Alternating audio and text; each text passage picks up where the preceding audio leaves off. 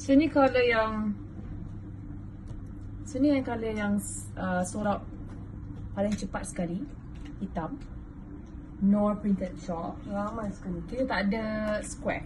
Semua Nour collection ni semua shawl ya.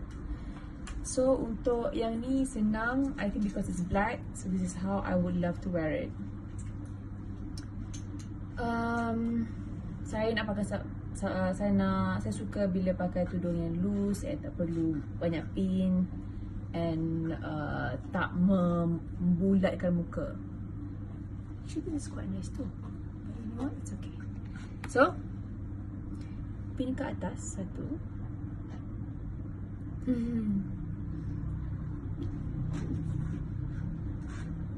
Minat makeup. Macam tu. Okay. And then gunakan pin yang besar macam ni. Okay. Untuk secure on your shoulder.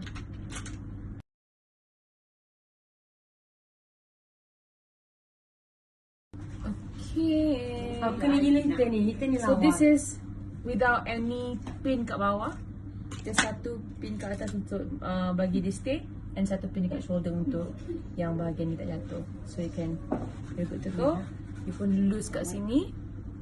Okay. Movement, free movement. Tak ada rasa, kalau makan pun tak rasa macam, you know. Alright. This is number 2 with this is number 3 dengan colour hitam. Nour collection. Lawa hitam. Iyalah. Ikan ni laku nombor 1 dengan putih tu. Ada masuk ke baju sekali. Wah.